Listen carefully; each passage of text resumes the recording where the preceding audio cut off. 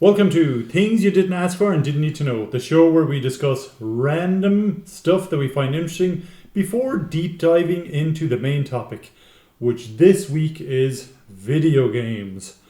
I'm Donald. I'm Barry. I'm Mart.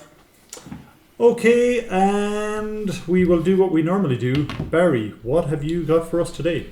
Oh boy. Okay, so two things before I dive into this. First of all, I apologize for my pronunciation of some of these words. It will not be correct. Also, if there's anyone out there that actually suffers from any of these, I'm not making fun of it. I just find them strange. So apologies in advance if this triggers you. Phobias. These are just some phobias. These are 10 different phobias that I've looking up some phobias, and I just found these 10 particular ones to be strange. So again, apologies for the pronunciation of some of these. So I'm going to start with it, and I'm going to give you each like a couple of seconds just to give a quick guess, or if you don't know, just say don't know, to see if you can guess what these phobias are about. So I'll start with this one. Geniophobia. Geniophobia. That's spelled Genio phobia. I'm going to say something to do with age. Okay. Oh, good guess. I was going to say fear of genies, which I know it's not, but... It's actually a fear of chins. Chins? Chins, yeah. Oh. Which is just... This is what I'm talking about. That's an actual fear. It's so strange. So people out there are afraid of chins. We're going to have to discuss phobias after this, but keep going. Syngenesophobia. What? Syngenesophobia. Syngenesophobia. Syngenso phobia. Okay. Fear of people who have fear of chins. No, wait a second now. It's I like that. it's something to do with two things coming together. Fear of meeting people. You're not a million miles off, but it's actually worse than that because these are people you have no choice but to meet. This is fear of relatives. Fear of your relatives. So sin is meeting and genes. Okay. So fear. People are actually fear of their relatives. I'm going to just stamp down on your disclaimer of sorry if anyone suffers. If anyone suffers from these, cop on. They're cured. They're cured. Yeah. You're welcome. Now, Ablutophobia. Ablutophobia. That's spelled Abluto phobia. Something to do with water. Not far off. Again, not far off. I have no idea. I don't know. I actually guessed, and I saw this come up before I got to the explanation. I actually guessed this. Is it something to do with something to do with water, sinking water or something? It's something to do with water. You're absolutely right. I guessed it from the word ablution. People used to see it in old books and stuff. Their ablutions. It's washing. It's fear of washing and bathing. And I'm pretty sure I've worked with people who suffered from this fear. Now, this one has nothing to do with the Matrix. Neophobia. Fear of anything new. Absolutely spot on. Fear of new experience or things. That's another. I found that very strange as well because how do you stop it? Yeah, but you can see how that would be a very common one. I'd say it'd be common enough. I'd say of that list, I'd say so far anyway, that'd be one of the more common ones. That's just basically someone with anxiety. But it's fear. It's more than like there are people. I've worked with people who hate to change. Yeah, but see, that's just someone with anxiety who just allows themselves the luxury and laziness of just giving into it and embracing it as opposed to trying to spine up and do something about it. Okay, we'll move quickly on before I get in trouble. The pronunciation of this one. Deipnophobia.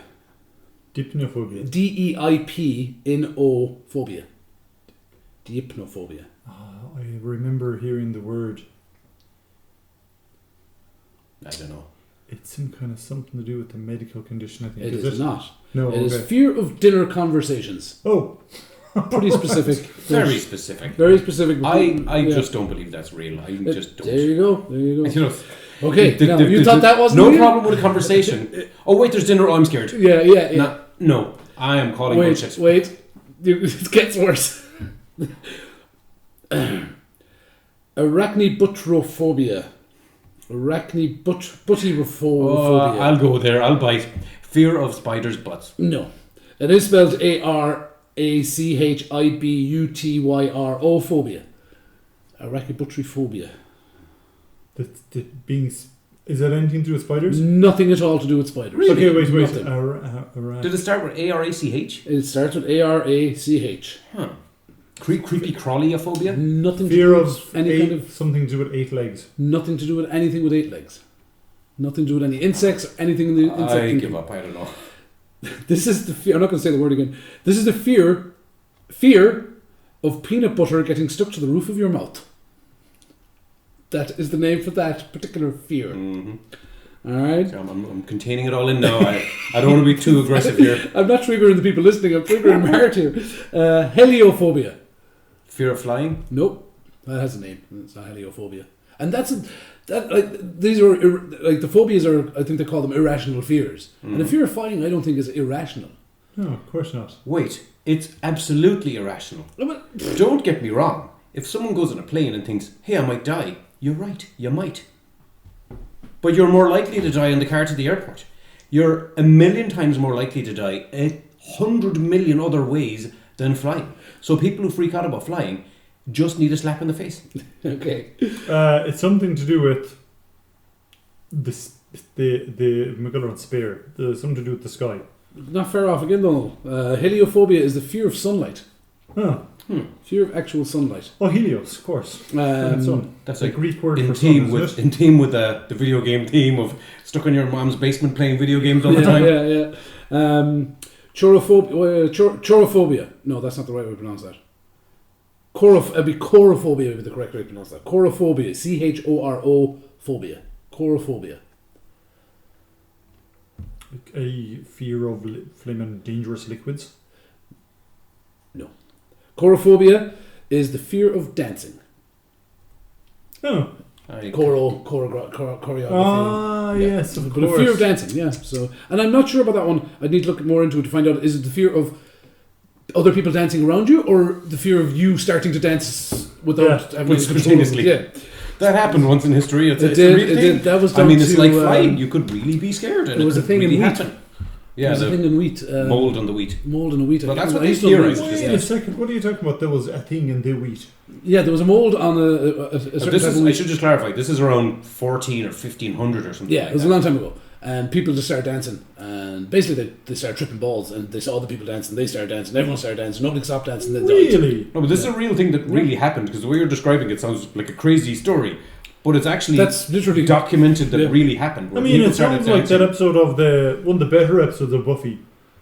Oh yeah, with I used to know the name of that the stuff. musical episode. Yeah, I even knew the name of the actual mold and everything.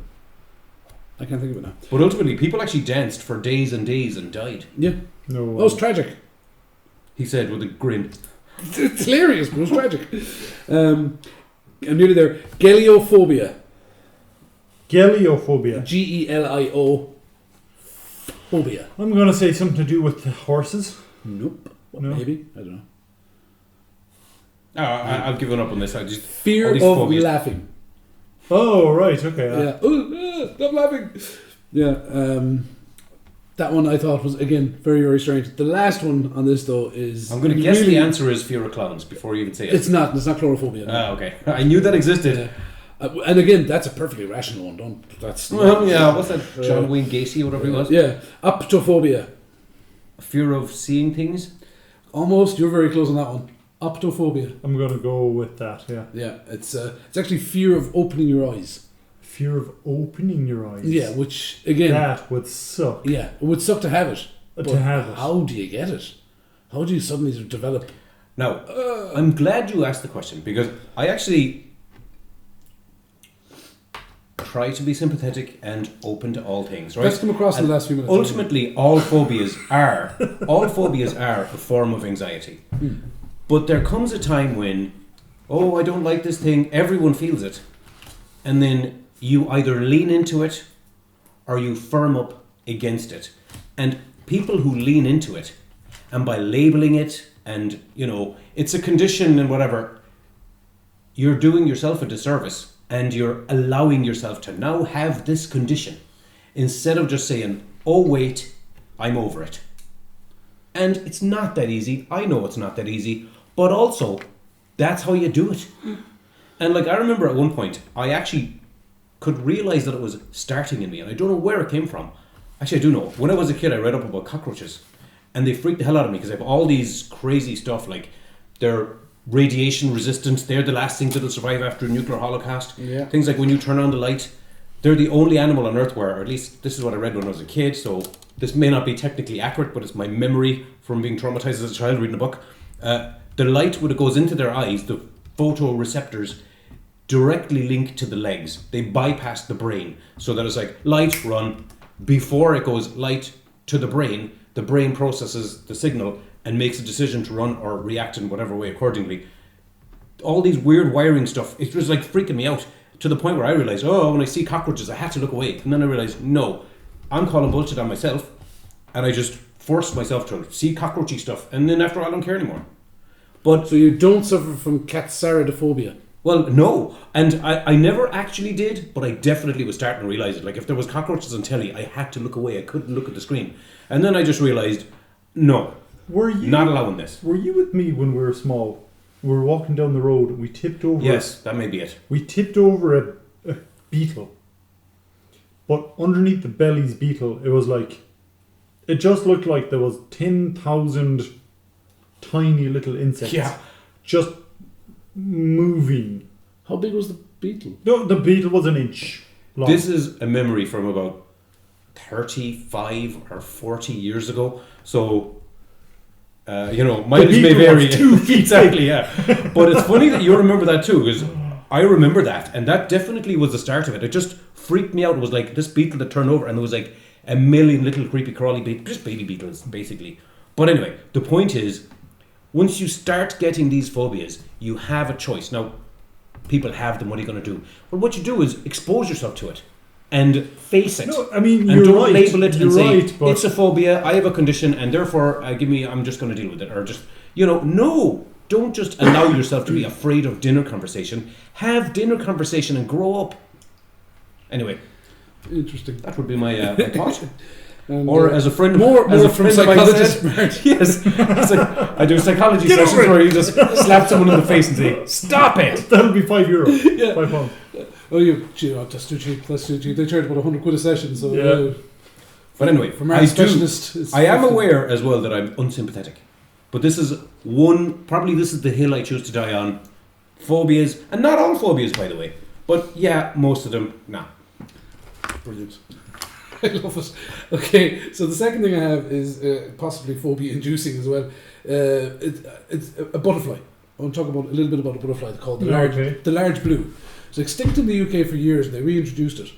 It's a beautiful big butterfly, kind of black around the edges of the wings, and it's blue, funnily enough. But what I found fascinating about it, I saw a clip about it, and when it is a caterpillar, it has a couple of things that it can do. One of the things it can do is it can secrete a nectar-like substance on its back, which attracts ants. Ants like nectar; they go and they collect it. What it does then, when there's a couple of ants around it, or an ant, it swells up these special sacs inside itself, and when it releases it, it lets out almost like a squeal that sounds to an ant like a queen ant in distress. Now that's two evolutionary things there that are just, to me, mind-boggling that it was able to develop those. Of course, the ant goes, it's a queen in distress, and it picks up the caterpillar and carries it back to the ant's nest, where it deposits it, and it keeps letting out these squeals so none of the other ants, and pheromones as well, it releases pheromones as well, just to kind of disarm the ants around it into thinking this is a queen ant, let it off. It then eats everything inside the ant's nest, ants, larvae, everything, and then once it's 10 times the size it was when it went in, goes into its cocoon, does its cocoon, eats metamorphosis stuff, and then comes out as a big blue and flies off and looks beautiful. But not completely belying the absolute horror movie of a past it had, like where it decimated a 10,000 strong ant colony, single-handed. Is there a name for a fear of a swarm of things? Probably, but there's probably several ones depending on the swarm. Yeah, I suppose. You see, I saw this video once of this farmer who had a rat infestation in his shed. And then there was this thing where it showed the rat, he opened the door and it showed the rats running out the shed. And it was like, they just kept coming. It was like a 1,000,000-gallon tank of water was being poured out.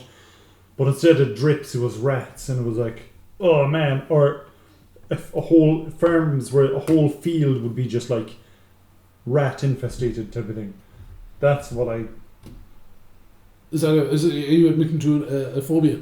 I'm admitting to a phobia to of a very swarm. very specific. No. A swarm of rats on a farm. No. I mean, it's not as specific as some of the ones you just called out. True enough. But that is pretty specific. But a swarm, just swarms of stuff where you have no control. Well, swarms of people. No, like if you go to a concert, there's like. No, that literally doesn't bother me at all. Ironically, that is one phobia that I would actually understand. Actually, okay. I mean, the thing that is the swarm has to be small. Small. Okay. Yeah. Yeah, which are just swarms of creepy crawlies. I think most people would be a bit kind of about something like that. It would be and again that's more rational. Yeah, but I think a phobia is different. A phobia is like an irrational fear. And one you can't control, and one you can't function. Look at it or go near it, or you can't function because of it. So but just Barry, when you were talking about ants, there's something that you reminded me of. I had to look it up real quick just to make sure I got the numbers right, because I heard this and it's literally unbelievable to me. Go on. Actually, I'll just ask you to guess. How many ants are on Earth per person? There's probably a billion for every person. Oh God, no, not that much. A billion. That would mean if there's 9 billion people, then there's 9 billion trillion ants? No, there's not that many. Okay. No, then I'm way off. Do you want to guess? Or? Anything smaller than that now is going to be so disappointing. I know, I just realised that. It's like, whenever you're going to tell someone anything like, guess how much this was, and you want to show off what a good bargain you got, they're obviously going to assume, well, clearly, I have to guess low, because it obviously was cheap. So then you're going to, and you might guess it, and then it's like, I should never have phrased it. Should have just come out with it. How many ants are there? 2.5 million ants per person. So if there was an ant-human war, in order to win, each human on Earth would have to kill 2.5 million ants. Oh, that's a lot of ants. I mean, magnifying glass in each hand. Yeah, but okay. So while they're so you have your two magnifying glasses in your hands. Yeah, I'm dual wielding. Yeah, dual wielding. At that time, there's literally 100,000 ants going up each leg. And no one's running away because a swarm of tiny ants. They can't get past my outer defences though. Yeah, a load of salt. Ants can't get past salt. I don't know, is it salt they don't like? I think you're mixing that up with banshees. Huh? Banshees, slugs. there's something no, ants demons. don't like. That's it. Demons and ghosts and banshees, yeah. But there's definitely something ants don't like. I don't think that maybe it's not salt. I'd find out what it was and I'd put a ring of that around myself. Candy links and then like fire. You kill quite a lot of them quite quickly that way. Gross. That's me done. Okay. Okay, so Linda told me this thing and it's really interesting. You know the song, remember who's the rapper that was shot and they had the song about him every step I know exactly what you're going to talk about. It was in the news this week. Yeah, was it? P Diddy's cover, or not cover, but sampling of Every Breath You Take by the Police. Yeah, that was after the Notorious B.I.G. The Notorious B.I.G. was shot. After the Notorious B.I.G. was shot, whenever the hell that song came out, okay, P Diddy has had to pay Sting $5,000 a day since. And will do for the rest of his life. A day. Apparently Sting was being interviewed. So what happened was, P Diddy was kind of giving up on everything, and because his friend was shot. And then he was lying around one day and he heard Every Breath You Take, and he thought, that it kind of inspired him to write music, and he wrote a song, built it around that song. Inspired, and then there's, I'm going to copy these lyrics down. Exactly. And steal your homework. And then they did the whole, it's easier to ask for forgiveness than ask for permission. He did that and they released the song and then said, hey, can we use your music? And Sting said, yeah, it's fine, but you shouldn't have used it without my permission, kind of thing. And there was a court case and Sting won. But Sting was being interviewed and he was told, oh yeah, he's going to pay me like, I don't know, $2,000 or something every day. And then P Diddy came out and corrected him and said it's $5,000 every day for the rest of my life. Whoa. There's no way that was profitable for him, no matter how many. I mean, it made his career. The guy is obviously a multi. Okay, so wait. Yeah, I guess that's 365 generally by 5. Mm-hmm. Someone do math in your head without looking at your computer. I am not even going to try. No, wait. 3 for Kui. 5 by 315. It's 1.5 million, is it? I have no idea. I'm not going to even try. No, it's only.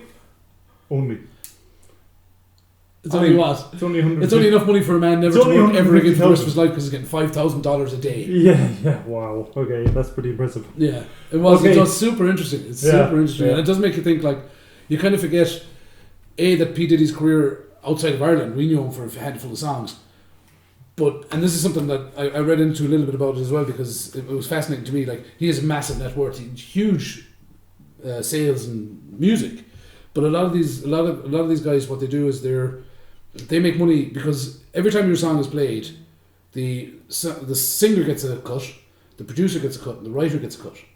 Okay, so if you're producing and writing and singing your own stuff, you're getting all that money. But also the likes of Pharrell Williams and all these guys, they do a massive amount of production and writing. So and Ed Sheeran as well is another one. He writes a ton of stuff. And I think he produces as well. He's in the studio all the time, whether it's with himself or with other people.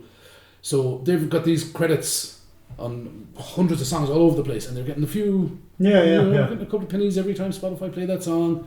So that's essentially they have that massive passive income. But on that, do you know? I shouldn't be hitting the table. On that, do you know why? Okay, do you know that Taylor Swift has released the Taylor version of loads of her songs? No, I don't even know what that means. What does that mean? Yeah. Okay, so Taylor Swift started off how many years ago? Okay, and she got a record deal somewhere along the way, and she used to do loads of country music, and then she used to write loads of her own music as well, and then she used to get people to write songs for her and all this kind of stuff, okay? But then, about a few years ago, it's like, I don't know, 4 years ago or something, okay? There was a huge, massive court case where Taylor Swift said, you know what, I'm not happy with this anymore. Taylor Swift wanted to do, so while Taylor Swift sang the song, and while Taylor Swift might have owned the song, do you understand? Okay. So let's say, what's a Taylor Swift song? Shake It Off. Shake It Off. Shake It Off. So Taylor Swift sings Shake It Off. Taylor Swift might own Shake It Off. But when Shake It Off was being played on the radio, Taylor Swift only got a tiny cut of the song Shake It Off. So she was like, why is this? Okay. And the reason is that while she didn't own the recording of Shake It Off that was being played on the radio. Okay. Do you understand? Yeah. So that's why she went and she recorded her whole back catalogue again. She re-recorded all of them. Okay. And then that back catalogue became known as the Taylor version type of thing, you know? Okay. Well, she didn't write that one. She didn't write Shake It Off. Max Martin did. Yeah. But I get the gist at least of. Max Martin, though, is fascinating. Max Martin is a Swedish songwriter. I have him up here because we were talking about this. He popped into my head. So he's written or co-written 25 number one songs, right, for different artists. And he's produced and co-produced, most of which he produced or co-produced, right? Yeah. So he's getting money every time that song is played. He's getting paid as co-writer or producer for 25 number one songs. Songs including Shake It Off. I Kissed a Girl. One More Night by Maroon 5. There's just a ton of them. He's the songwriter with the third most number one singles on the charts, behind only Paul McCartney and John Lennon. No way. Paul McCartney has 32, John Lennon has 26. He's tied with George Martin for the most number one songs as a producer with 23. Actually, what's shocking about that is the influence of the Beatles, which sounds it's still going. sounds ridiculous if you're a Beatles fan. So he has worked with Backstreet Boys, Britney Spears, Pink, Usher, Avril Lavigne, Jessie J, Katy Perry, Christina Aguilera, Taylor Swift, Ariana Grande, The Weeknd, Coldplay, and a ton of others. Bon Jovi, even like he's crossed over all sorts of genres and everything. Yeah. Absolutely fascinating guy. Read up on him. He's very, very interesting. But yeah, like just as a writer and a producer, he's been churning out the hits for years and making max money. Yeah. So yeah. So what is all to my? Do you have any? Yeah. My kind of, I guess, little story of the week kind of ties into the main story of the week as well. Basically, the Pentagon trace, obviously, whenever there's a classified documents leak, they need to always try to trace back where did it come from, where did it leak first. And there was some documents about the Ukraine war that had gone out in the public. And there were two versions. There was the version that had gone out in the West, which was revealing casualty statistics about, Bakhmut, that place that's been bombed for 8 months or something. But and then there was a other version in Russia, which was a bit edited to make the Russians look good in it. But basically, the Pentagon were trying to figure out where it came from, who leaked it initially. They actually traced it back to a Discord server where there's a gaming channel where loads of gamers can just, go there and talk about games and go playing games together. But they were on the channel, two gamers were arguing to and fro about the Ukraine war. So one of them said, "Oh yeah, have a look at these classified documents." And he sent them the documents on the group, and the documents were the ones that the Pentagon were trying to. This is where it kind of went public first. Now, it was actually somewhere else first and ended up there, but that's where it went public. It ended up on 4chan afterwards and all that kind of stuff. But I found it hilarious that they had that they traced it back. But the thing is, just the article that I was reading that was talking about this just showed that a lot of, I guess, intelligence leaks happen in the gaming community. And I don't know if you know the game War Thunder. Yes. It's a game, it's actually free to play, and it's a game about tanks. So you're kind of a tank commander shooting other tanks kind of thing. But it's hyper realistic. So the tanks will be the armor in the front will be just like the real tank. So if you're fighting that kind of tank, no point shooting it in the front, you got to try to go and flank it or whatever. But since 2020, there's been at least 10 intelligence leaks traced back to the War Thunder gaming community. And some of them were from, I'm going to say gamers. When I say the term gamers, you know this, but I'm going to just say it for our listeners, I guess. Gamers could mean someone who is an actual tank commander, because one of them did claim that he was. But they actually sometimes sent the classified documents that were leaked or obtained illegally to the War Thunder developers and said, "See, read that. This tank has a better armor in the back," or something like that, or the turret moves faster. And the developers are like, "No, we're not going to read it. Do not send us this stuff. We're deleting this immediately, and you'll never influence us. So don't even try," kind of thing. But I found it so funny. God, that's hilarious. But you're working as a developer, and somebody says to you, "I actually built these tanks. I'm the chief engineer." But Abrams or whoever. When Edward Snowden did that big release or leak, I guess, for the NSA. One of the things that came out of that, everyone knows, it was like, the American people are spying on their own, or the American government is spying on their own people. But one of the things as well is they were basically monitoring all Xbox Live communications as well. Because they figured gamers are, that's the community where, it's not that a lot of terrorism comes from it, but if you look at people who are likely to be terrorists, they're probably young, influenceable kind of people, also happen to be, they're going to be gamers. Which I found funny. And but also I was thinking, imagine if me and you, I always just thought this, and I always thought this before reading this article anyway. The FBI or whatever are trying to monitor everyone's communications for picking up, because you do wonder, how do they prevent half of the terrorist stuff that they do? How do they know? A lot of them is people go to them and say, "Hey, this person over there is planning something." But a lot of them is just, they monitor comms and stuff. But I was always thinking, if I was going to do terrorism, or, I would just meet someone in a game lobby of a game. Because if you're chatting there and you're saying, "Hey, let's take the bomb and go over there and blow that up and kill them people," it just sounds like, that's just an average Tuesday with somebody talking about a game. Playing Counter-Strike. Yeah, exactly. So, I found that hilarious. But even the NSA have people whose job it is to just infiltrate Azeroth, World of Warcraft. Imagine that as a job. Hello, fellow gamers. Yeah. Anyway, I found that hilarious. It is. And if you watch any of the procedurals, NCIS or Law and Order or any of them, you will find an episode where that exact thing, the terrorists were using this computer game, Craft of War Trade.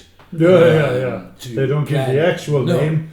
They give a name where you like it. And there's always someone going, what is that? And someone goes, what? This game is millions of users, and they try and explain what an MMORPG to an audience of retired people who don't have it. And it's it's simplified for the people that don't game, but it's that idea that they meet in these lobbies and they have these secret conversations because you can't track it. Yeah, I mean, it makes sense. And yeah, that's exactly what you were saying there. But literally every single procedural over the last 10, 15 years, that trope has been used. It's I've seen it so many times. It's amazing. So here's one to tie into the main topic that we have, which is gaming. Although you've both touched on it loads. Do you know the way that there was Donkey Kong? Okay. Yes. Now, I don't know if this is true because I didn't look into it in about 15 years. Okay. But I heard. Really, I should look into this first. However, Say it. With that said, here goes. I heard that. Remember they shipped the Donkey Kong boxes. I know exactly what you're going to say. The arcade cabinets. Because it's a Japanese game, like Nintendo. It is Nintendo, isn't it? Yeah. And they were filling in the paperwork to say, this is a Japanese game, but the American name is this. And I'm just going to say it.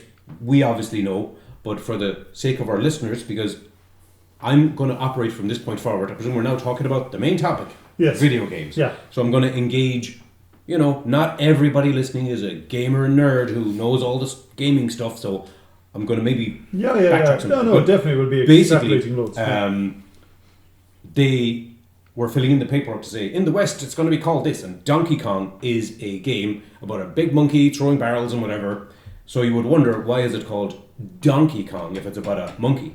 But allegedly, and I don't know if this is an urban legend and no one has a heart to, what is it? Don't let the truth go away of a good story. Yeah. But apparently, and I actually think it's true, somebody did a typo and wrote a D instead of an M. So it was meant to be Monkey Kong because King Kong is a big monkey. He's a gorilla or whatever. But somebody did a boo boo and made a D instead of an M. So they were just like, well, all the physical. These are arcade cabinets, the big wooden boxes with the writing on the side, and they were all printed and launched and ready to go. So they're like, well, it's too late to change it now, so it's called Donkey Kong now, kind of thing. So basically, and it is not true. Not true, according to Snoops. Yeah. But the amazing thing, I actually watched a documentary years ago. And even to this day, that game, which is from the early 80s, it might even be, is it? Yeah. It's still played competitively, where people are still trying to play the game and complete the levels within a certain amount of time. Yeah. And it's got to the point where you literally have to play for hours a day, every day, all the time, to shave a second off the record kind of thing. And the documentary itself is very good. No idea what the name is, but believe it or not, one of the people who was competitive while he was successful in his career was Marshall Mathers. Oh, right. Eminem was a Donkey Kong pro. Yeah, he was. No, he wasn't the world champion. No, but he was in like the top 5 or something. Which for a game that you just obsessively have to play forever, I was amazed. That's weird. That's good. And for anyone who doesn't know, Snoops is a website that do investigation stuff on. What would you call them? They urban myths. They debunk or... Oh yeah, okay. Or they confirm or debunk. They confirm or debunk urban myths, legends, stories of all kinds. It's an absolutely fascinating website, and I really hope they're legit and above board. And they do. I think they are, though. I think they are. Because, you kind of rely on them. You refer to it a lot, yeah. I do. I love Snoops. I love Snoops. You refer to it a lot as well, Mert, I think. But, so anyway, Donkey Kong's released, okay? But as you said, Mert, in the description, Donkey Kong is about this monkey who goes kind of up these tilting levels, and he throws barrels down on early Mario, okay? Jumpman, is it? Yeah, that's what he was called back in the day. Oh, right, okay. He was only named after that. He was named after Nintendo's American Warehouse's boss. Mario something. Well, that's interesting that that's interesting that Nintendo did that because Nintendo were brought to court by, I don't know if it's one of the companies, whoever owned King Kong. Okay. So whoever owned King Kong at the time, I think it might have been Paramount, but they took for some reason, but they took Nintendo to court. Okay, and they were like, "Hey, you're ripping off King Kong." So the legal team said, okay, for us to find out properly get some researchers, they went to Japan, they found out, they understand the word Kong as big and kind of like burly and strong type of thing. Okay, so there's loads of someone Kong was a wrestler back there in the 80s. There was loads of references to Kong. So this guy came back and he was like, hey, and he ended up winning the case basically because he was like, look, the name came from Japan, so if it like there's no case, okay. So Nintendo were so happy that they named one of their characters after this guy. Alright. What character is Luigi. it? Nope. Wario. Nope. The lawyer's name was John Kirby. Ah, Kirby. Yeah. Oh, and yeah. Kirby is a little pink character because according to the Japanese guy, John Kirby was kind of like, roundy face, so they made just his face. And he sucks people up. Does he? Careful now, he's a lawyer. That's what Kirby does. He's a lawyer. Or I think he is. So, there's a few different ways we can approach today's... Well, if I can jump in. Oh yeah, go on. I want to start by just saying, because I'm assuming out of our hundreds of millions of listeners, there may be some that aren't gamers. Mm-hmm. So I just wanted to kind of remind people why this topic is interesting, even if you're not a gamer, even if you're not a nerd, even though if you're not a gamer and not a nerd, we've already lost you earlier in the podcast. So we should have started with this. But anyway, the thing that amazes me about the games industry is it is so much bigger than any other industry. It's bigger than the movie... Entertainment industry, though, right? Well, yes, sorry, than any other entertainment industry. Okay. Correct. And a good point out, yeah. Yeah. Because, but specifically, if you compare it to the music industry, the movies, even if you compare it to something like, I think, and this is an American statistic, but gaming is bigger than music, all movies, all American football, Super Bowl, all sports baseball, all sports. All of those things put together, gaming is still bigger than it. But if you just compare worldwide, gaming compared to the movie industry and the music industry, gaming is larger than both those combined by a factor of almost 3. It's just so unimaginably enormous. And it's not, and I wouldn't have even have thought that. If you asked me which is bigger, movies or games, I mean movies, Marvel and... but I wonder how much of that is down to the fact that over the last, say, 15 years, we've seen a huge move away from, say, make a game, release a game, to make a game, stick it on servers, make people pay a monthly subscription to play it, and run it ad nauseum. Well, I hate to say this, and this is me doing gatekeeping, which is despicable, but it's also differentiation I think we should make, because I do, in my mind, break apart that there's 2 types of, obviously you could break it into a million parts, but broadly speaking, there's 2 types of gaming. That's what I was going to say. Yeah, we're all on the same page, thinking the same thing. There's gaming that we grew up with, and then there's this newfangled thing now, mobile gaming. Or casual gaming. Well, I would actually not use that phrase, because casual gaming can be on a PC. Yep. But mobile gaming specifically, which could be on an iPad or whatever, but it is its own thing, and that accounts for over half of all the gaming industry. Yeah. Like the games industry is 160 billion worth a year, 90 billion of that is mobile gaming. Yeah. And it almost makes me a little bit sad, because this is me being a games purist, which again isn't a good thing or a healthy thing at all, but in my mind, there's different types of games. So there's like a sport game, which is obviously just a sporting event, but in a game form. Then there's something like Call of Duty, where you just run and gun, and that's the thing. But there are games where there's a big narrative and a storyline and high production values, like The Last of Us, which is translated into a TV show so well. But the game is still, the immersion of the game is a million times better than the TV show, if anyone could actually, spare the time to play it, kind of thing. But all mobile games, not all, that's unfair, the majority of mobile games are a different type of animal altogether, even though it's still bundled into the games world. Because most mobile games, almost all of them, all the developers, have psychologists on board whose job it is to say, how do we keep this game, keep making it addictive? I don't know if you've ever heard of the Now I'm going from memory here, so I may be a little bit wrong, but there's a psychologist called Skinner, and he did this experiment where you put a rat in a box, and the rat has this option of press a button that'll give him water or press a button that'll give him some cocaine or something, and they'll just keep pressing the button to get the drug continually until he dies. Now, there's other experiments that show that when you put a rat in a box and he's nothing else to do, what else is he going to do? But ultimately, that's called Skinner's box. And the job of psychologists working on a mobile app would be take the player and put them in a mobile virtual Skinner's box and keep them pressing the button. Keep getting that dopamine hit. Yeah, exactly. And I never actually played it specifically because I was scared to.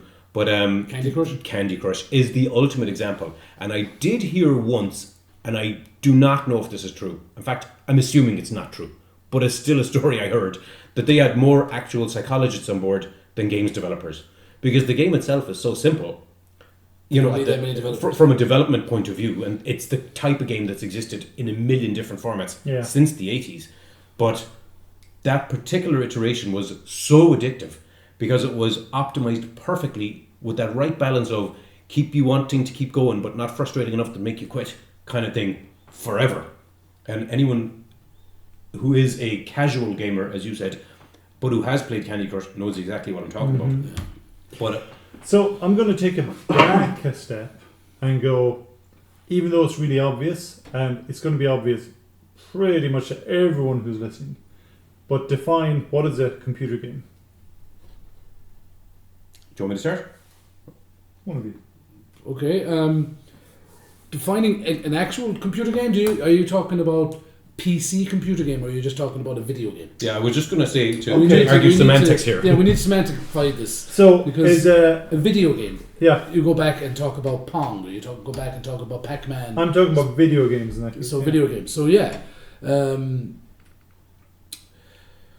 do you define what a video game is? I mean, you go back and you look at Pong, right? Yeah. That's the Adam and Eve of the video games, right? Yeah. That is the first kind of commonly regarded accepted one, and such a simple concept. It was just a ping pong game on probably, I assume, in a games cabinet. Mm-hmm. I think that's how they started, wasn't it? The Pong was that. Believe it or not, it ended up in a games cabinet, but it would have started off on some kind of console. Yeah, the consoles were big before the games cabinets, arcades thing, even though they came almost at the same time. Yeah, which came first? Arcades or consoles. Is it? Yep. Like the Atari ST or the Atari. Well, the Atari 2600, but would have been even before that. There were other, but the Atari 2600 was the first big games console that kind of became popular. Okay, all my gaming history, I suppose, is in the shadow of your gaming history, because I never actually owned a console or a game ever. Up until I was growing up before. So all my initial gaming was done on your Commodore 64. So we were talking about 1942 and Mermaid Madness and was it Last Ninja? Mr. Angry. I don't remember Mr. Angry. That was Bree's favorite game. So that was my introduction to gaming, and the first thing I had that could play games was a 486 that Mart gave me. Now there's just am I that 486 and that would So this is the Pentium chip that everyone will be familiar with. Everyone has heard of Pentium. So before the Pentium is Pinta 5. So before there was the 486, and it was the computer that Mark gave me. That Diablo built on it. He had Diablo. And I loved that. I played the heck out of it. And that was in my 20s when I got that. Wow, really? Yeah. So that was my kind of gaming, and then then eventually I got PlayStations and I bought better computers and stuff like that. But that would have been my introduction to it. But watching and growing up with it, I mean, kids today, when they start gaming in things like Call of Duty or games like that the graphics are just so incredible in it. We grew up with 8-bit. Yeah, I'm always jealous of kids today. I'm thinking I'm not. I love the fact that we watched it grow from 8-bit to 16-bit, 32-bit to whatever the heck bit it is now. I see games like Cyberpunk 2077 now, and I'm thinking, if I had this when I was a kid and I had loads of time, I had loads of time then. Yeah. Now I have all these amazing games and I have no time to play any of them. Yeah, there's that. There is that. There is that curse of the Steam library. Yeah. Where the Steam library, just to, I don't know, say it out to anyone who may not know, it's a online sales platform where there's oftentimes games that are for sale and you can pick it up really cheap, so you'll just buy it on impulse because it's only a few quid. But everyone has a ton of games in their library that they're never going to play. And I know I probably have 200 games in my library and I've probably played 15, and I know for a fact that when I die, 90% of them will never be played. And it's the same for everyone. And here's the thing, we grew up with the games on the Commodore 64, where if I was to estimate and going from memory, you'd well over 100 games for that thing, if I'm not mistaken. Yeah, I guess we would have. How many would you have finished outright? Honestly, I can't remember. Probably Probably not few. that many, actually. Probably very few, I'd say. So I'd imagine if you had about 100 games, you'd probably finish 15 or 20 of them, maybe. Oh, no, not a Maybe. chance. There's not a chance we finish 15 of them. So you think even less? Oh, definitely. I'll put it this way, I can't remember any. Because for this... Because the thing is that, and what if anyone younger is listening to this, is that this is way before internet, way before even magazines were rare to get. So you bought a game, you had absolutely no idea. The game did not hold your hand. They didn't have tutorials even. Yeah. So you just thrown right into the game. Here you go, off you go, figure it out. Oh, this button does that, and away you went. You didn't have a like nowadays. The game will hold your hand and bring you to the end. Yeah. Almost quite literally. And if you're stuck, you've got wikis and you've got Remember the game? YouTube is amazing for when you get stuck. Back in the day, if you got stuck 5 minutes into a game on something simple, well, if you can't figure it out, you're done. There was a moment, I remember there was a moment in The Last Ninja that we were stuck on for ages. There was a door. There was a door. No, not the door. Oh, the door as well. That was You had another to one. kick the door. But there was another place where you had to jump. There was like a fire. The ledge. Yeah. There was a fire that was fire out or something. You had to jump. But if you were a pixel off, you didn't make it. Yeah. And for ages we were like, this is the only direction. We can't go anywhere. We've done everything else. There's nowhere else we can go. And we were hours trying to perfect that jump. Because we figured that's the only place. So, I have a question, okay? You know the way... Actually, March, you were going to define what a computer game is. Are you happy with that definition? Well, I mean, I guess for me, a computer game, if I was to look at a definition of it more high level, I'd be just saying it's some kind of entertainment that's interactive. Like, I would consider a movie or even listening to music to be passive. And I'd consider a book to be interactive or engaging, but maybe engaging but not as interactive. A video game is more, you're interacting with it. You're immersed. And modern games are almost like, ones that are storylines are almost like an interactive movie. Yeah. Whereas, say, older games would not have been that interactive movie element. It'd be a lot more, do the same thing over and over, like Pac-Man. You eat all the pills or whatever they are, and then once you've cleared the thing, you go and you've got exactly the same screen but just slightly speeded up, and do that 100 times or 256 times before it crashed. But so yeah, I guess interactivity would be the main part of the definition if I was to go that way. Yeah. Where did I hear did I see it on a film or something where they were saying that Pac-Man, people think that it comes from, actually I don't know where people think it comes from, but actually comes from Puckman, which is the Japanese for flapping, because his mouth would be the plong, plong, plong, plong. And the designer of Pac-Man got his idea off pizza. They went out for pizza one day and they took a quarter of a pizza and they were like, oh look, that's an interesting shape. And that's what Pac-Man was based on. Back then, they had such little memory to play with that everything was just going to be blocky pixelated forms anyway. So it was like, because I remember hearing about the game Indiana Jones, but then when you look at it, it's like, that's just a bunch of pixels that doesn't look anything like Indiana Jones. It doesn't look like anything. And it never could have, back then. So, Shane I remember when the pixels on the screen. I remember when the Sega Mega Drive came out, and it was that 8-bit or 16-bit? I think it was 16-bit. 16-bit. Yeah. Because I remember seeing that. And seeing the graphics on it was just like, oh my god. Because that was Sonic the Hedgehog. Sonic the Hedgehog and Mortal Kombat. Well, I remember the first game I saw on it was Sonic the Hedgehog, because I remember this, and I've had this feeling a few times in my life until I realised, stop. I just saw it and I realised, well, this is the pinnacle of computer graphics. It not only will it never be better, it can never be better. I remember the moment I saw it, Richard Long and Ronnie's. It just blew me away, and I was like, for everything I've seen, this is 1,000 times better than it. I just couldn't imagine anything better. Yeah, it was actually the background, the music, everything was just actually incredible. This is interesting because I was going to ask the question. You know the way if You know the way if your brain gets a certain amount of pleasure for something, yeah? Okay. Dopamine hit. You'll see where I'm going with this, go right? on. You get a certain amount of pleasure from playing a computer game. Okay. Yeah? If you get, let's say, quote unquote, lots of pleasure from that, okay? Is there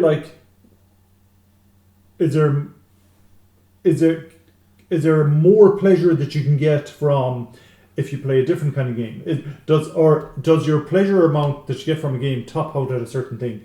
Or is it extra good because the pleasure lasts for longer type of thing? Do you know what I'm saying? I do kind of, but that's a psychological question of. But here's where I'm coming from. We would say today it's obvious that the games are better today, aren't they? Yeah. Well, In some ways. Definitely. In some ways, Yeah, okay, because that's what I mean. Because the fun and the pleasure that you would have gotten from playing Space Invaders or something. now I understand what you're going to. Yeah. Are the games clearly? There's no argument that the games are better, the graphics are better and stuff, and the audio. The audio is better in some way, but they don't have those when you played the old games and they had to be really sparing with sound effects and stuff. There were bings and certain things that when you heard them they were But I'll try to break this down, Yeah. because I think what you're saying is, let's say a child in 1983 got X amount of fun out of a particular video game. Yes.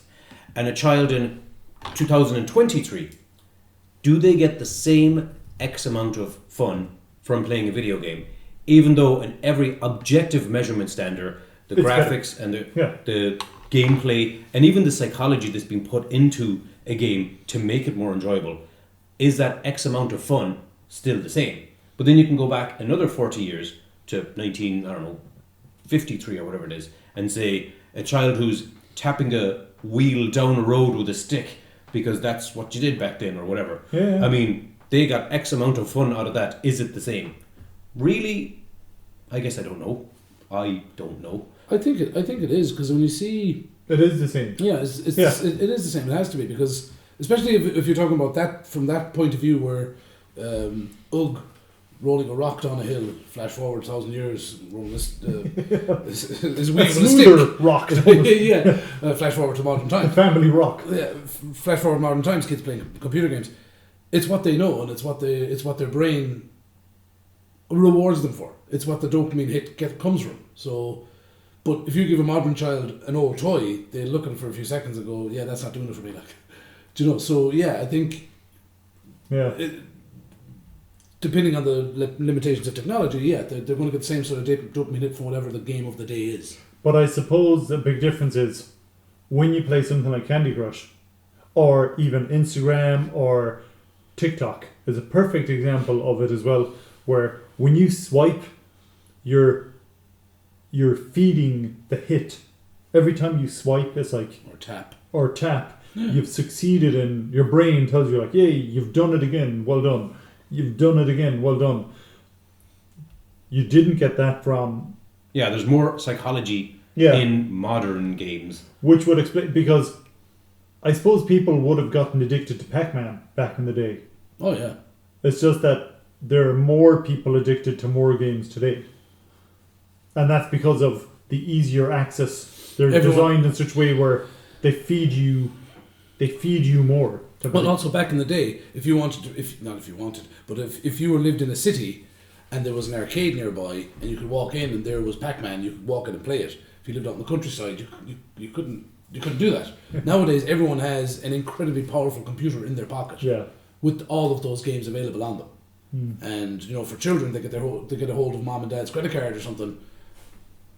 They're loot boxing their way to the poorhouse. Now, you've used a word, Donald, that will make this almost change the topic of the conversation, but I think it's worth talking about, which I hadn't really thought about when we were going to talk about video games, but it's an obvious one.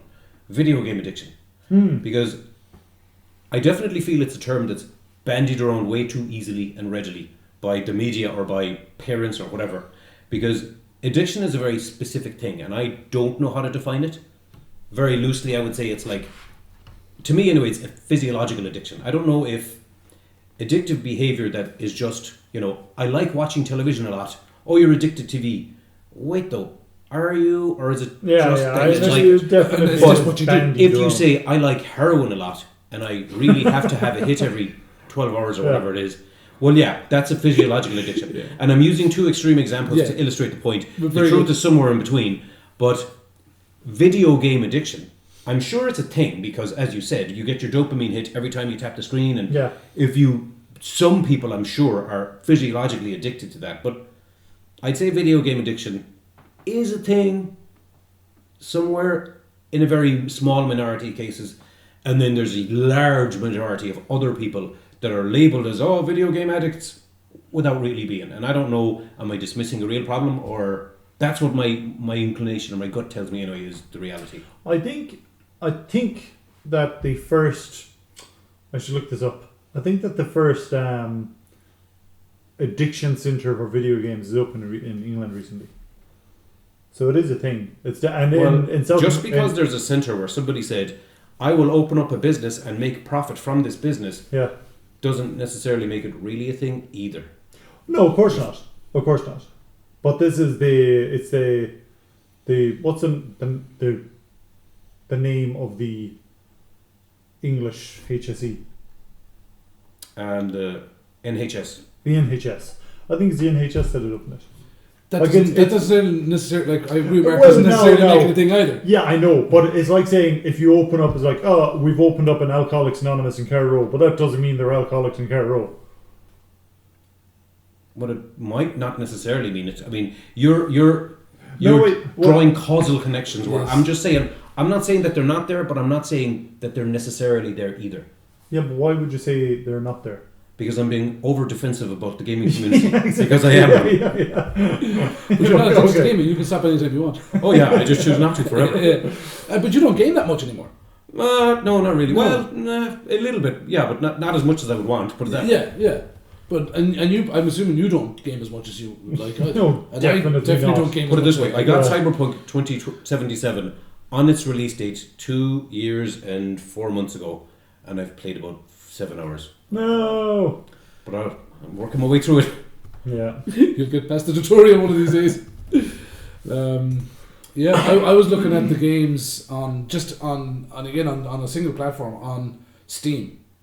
I looked at the games on that, the games I spent the most time in, and top of that list is Fallout 4. Oh, more than Skyrim? More than Skyrim, yeah, a good bit more than Skyrim, at 1,699 hours for Fallout 4. One thing I always wonder about that though, does that count if you pause it? Unsure, need to test that. Yeah, but I mean, still, either way, that's an awful lot of hours. It's a lot of hours. But I did it 4 years ago. I sent a thing around in one of our groups, and nobody really picked up on it, where I totaled up my top 10 and the amount of hours, and then broke that down into so many months I've spent gaming. We actually did have a meeting and decided to do an intervention and everything, but then we just never got around to it. Because we were gaming. Yeah. Holy crap. Look at our mysterious person who randomly texts us every now and again on WhatsApp. An estimated 3.3% of gamers worldwide suffer from gaming addiction. That's tiny. Okay, that's tiny. Actually, now that I think of it, especially, but there, I'm sure. And now that I think of it, I know a person who actually had to go and get help for gaming addiction. Okay, no, it's definitely a thing. All I was really trying to say is the term is loosely... Yeah, okay, I am rolling back a bit. The term is easily thrown about, especially by the media. But I will say, you hear stories of people in Korea, for some reason all the time, who literally... I saw a video actually the other day on Reddit of a guy who just died sitting at the computer in an internet cafe. The old heart attack. Yeah, but it's just... Yeah, so they obviously are. Yeah, they obviously are addicts, I guess. I think it really started. People really started talking about video game addiction. I think after World of Warcraft came out. That was, I think, one of the first times. Like World of Warcraft came out in 2004. I was just going to say before you proceed again, for our millions of viewers who may not be big gamer heads, tell us what World of Warcraft is. Define World of Warcraft. Level it. Yeah. So, World of Warcraft is what they called an MMORPG. MMORPG is a massively multiplayer online role-playing game. Okay? So, there were games before it that were also massively multiplayer, and they were online. EVE Online, I think, came before it.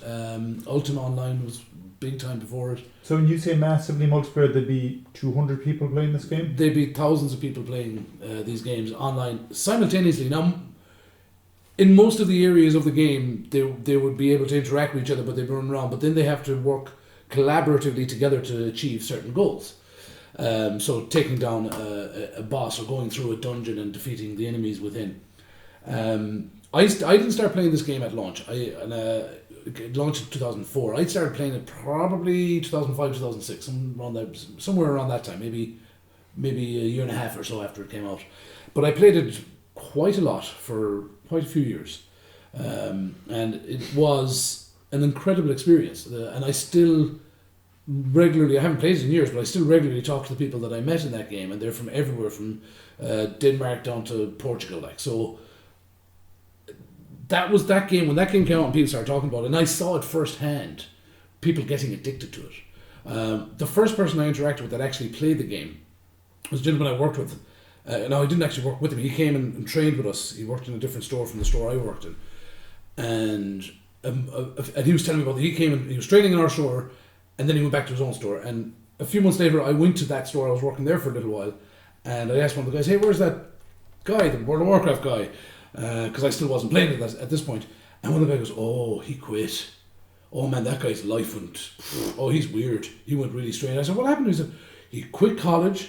He quit his job. He broke up with his girlfriend. He moved in with his grandmother because she had a better internet connection in the centre of town. And all he does now is he's on the dole and he plays World of Warcraft. That's all he does." Living the dream. Yeah, basically. And I was like, "What?" And that put me off playing that game. And that was only like 6 months after it came out or something. And I was like, "Oh, no way, I'm not playing that game." And then I bumped into another fella I used to work with, and he was telling me how much fun it was, and that kind of made me want to play it again. And then I started playing it, and then I played it for years, religiously for... Because wasn't there a time where, remember, where we kind of lost Barry? Yeah. We lost you to World of Warcraft? You lost me and Paul McCann. I remember it was actually hard to be like, "Hey Barry, we're all going out tonight, Friday evening beers." And you're like, "I guess I can spare a few hours." Or you had to do a raid. I'm doing a raid, man. Explain a raid. I can't do any. So within World of Warcraft, you had the massively multiplayer. There's lots and lots of players. You had two factions in the game. You had the Horde and the Alliance. I played on the Horde side, and within that, then you'd had guilds. So guilds sometimes were real life friends that met and joined up and created a guild. Sometimes there was random people that met in the game, which is how ours started. And guilds came and went all the time. Guilds just fall apart. People start playing, real life would get in the way. So I was a member of a guild, and I had all these people that I knew through the game, and I had one or two of them I knew in real life as well. And we played we would have been considered casual by most standards, even though we played nearly every night. And we raided. And a raid is where anywhere between 10 and 40 players got together with a sole objective of defeating a dungeon or a boss in the game. Well, these are high level enemies that you had to take down, and you had to take them down with teamwork. So your raid would consist of very specific players, types and characters. Specific skill sets. Skill sets, yeah. Because you chose your character in the game to be either a warrior or a wizard or a rogue type or a cleric type. So there were damage dealers, there were what they call tanks, which are basically big meaty frontline warriors and so on that could take a lot of damage. And their job was to engage the enemies, while the ones that could do lots of damage did lots of damage, and whilst the healers were doing their healing. And you worked together, and it was very, very structured, very, very difficult levels of play, because the enemies you were fighting would have different phases, they would change tactics, and you had to, at some points, you'd have to move to a certain point of the game, or else the enemy would do an attack that would damage everybody. There was just tons of tactics, and you just spent ages perfecting these tactics. So you would have, the guild would say, "Okay, we're raiding Friday night, 8 o'clock, so you had to be online 7:30 usually, getting yourself ready to basically gather materials." It was like a job. It was essentially like a job, but a job that was just so much fun. But you also had your challenges. "Oh, I got to do my daily challenges," They came later. They came later, yeah. So when I started playing World of Warcraft, they didn't have any of those daily challenges and stuff like that. And they launched an expansion to the game before I'd actually reached the end content of the game that was there at that time. When I started playing, there was a certain level of in-game content. I never got to experience it really because this expansion came out and it sort of bypassed those. There was no point in doing them. And then another expansion. I played it, I think, for 3 expansions. I think it was. What I find fascinating about it is any average game that you just you buy it, it's yours, you play it for as much as you like, you're done. But that model was on the subscription basis, so you're paying the monthly fee. And I know what statistic amazed me. I don't know, what's the population of Ireland? Does anyone know? It's about 5 million now. 5? I thought it was 6. But anyway, the population of World of Warcraft, as in how many people live in the game, is 8.5 million. There's more people in that game than in Ireland. Yeah. And they're paying a monthly subscription. No, actually, I heard it might be they might lose a big amount of their player bases because some law in America where basically American software on Chinese servers has changed now. So the servers that hosted World of Warcraft in China, the Chinese government wouldn't allow them to host the American software, so it has to go to some other company. At the time I read the article, I was like, oh, that could be damaging for but I actually never heard where it went, so sorry. Half the story. But I find it amazing just how many people are in that game. Yeah. I don't know how many it was in its prime. According to estimates, World of Warcraft has around 8.5 million monthly players. The estimates of World of Warcraft daily players range from over 700,000 to 1.6 million players. So in other words, sorry, go on, yeah? Well, yeah, no, I mean, interesting statistics and all. Yeah. But another aspect of, I guess, online games like that, particularly that really fascinate me, is the idea of owning an object in a game. Because there's so many stories that I've heard over the years about that. Yeah. I remember one time there was this 2 lads were like just in college and they were sharing a flat or whatever, and they had some kind of falling out about usual living with people kind of thing, and one guy went off to college, so the other guy was pissed off at him, so he logged into his game. I don't know was it World of Warcraft or some other online game, but he just got a sword, got the credentials or whatever, put it on eBay, sold it, and then sent the sword in game to whoever. So when your man came back from college, he was so enraged that this person had, took away his item that he killed him in real life. Yeah, which is shocking. And I don't know, it makes you think, how real is a virtual object? But another story I heard, there's a guy, and he bought an asteroid in a virtual game, and he bought it for $100,000. And real money. Of real money, oh yeah. And this wasn't a guy who was flush with money or anything. He had to mortgage his house, or remortgage his house, to make up the capital to buy this. And I don't know what game it was in. I think it was like EVE Online or Ultima Online or one of those. I don't know which one. But he bought it for $100,000. And, it seems like a crazy idea because that was the biggest amount of money that anyone ever spent on something in a game. But then it turns out, whatever asteroid he bought, he set up kind of a businesses there where there's a store that sells stuff, and he rented out mining rights to the asteroid. Again, all in-game. If you're a player of the game and you're flying around in your spaceship, you pay this guy some real money of real-life currency, and you can fly over to the asteroid and mine out some virtual mineral or whatever it is. But he sold it afterwards for, I think, $660,000. He made $500,000 profit on something that just doesn't exist except just on a server and code. That's cool, actually. It just amazes me. Yeah. And one of my favourite stories like that is there's a guy or a group of people, and I think this is in EVE Online. EVE Online is where everyone's an asshole, is that right? Yeah. That's the one. Yeah, that's it. So he set up this bank, and he just told people, and again, this is all in-game, but in-game he told people, you can invest your money in this bank, 50% or whatever, huge return guaranteed in a month. So, the first few people were very hesitant, obviously, but they tried it out, and a month later they got their return, and it was what they said. So the word spread, hey, this is a great way of making money in game. We don't know how it works, but it works. So loads of more people kept going to it. But all he was doing is, and this is the first time I heard the word Ponzi scheme. Ponzi, yeah. Ponzi scheme, All he was doing is, initially he had to upfront pay out the dividends, but as word spread, he was getting investments from people, which he was using to pay off the output to other people. And he just let that go for so long until he had a ton of money. Then he just cashed out and told everyone, bank's bust, screw you. And because it's EVE Online, obviously, if somebody doesn't like you, they can fly after you in their spaceship and blow up your spaceship.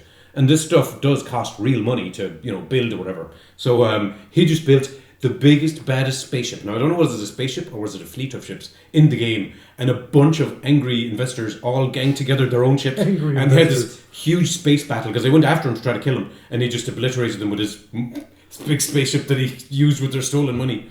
I was like, oh my god, only in gaming. I think though, for someone who's listening on the outside and who doesn't get what we're saying, this is like... They're never going to game. No. That's for sure. No, they're like... But if someone who's... Like, I remember Farmville. Oh, yeah. Okay. I remember speaking to one of my friends and he was like, I was like, hey, how are things? And he was like, oh, good. I have to... I don't know if he paid rent.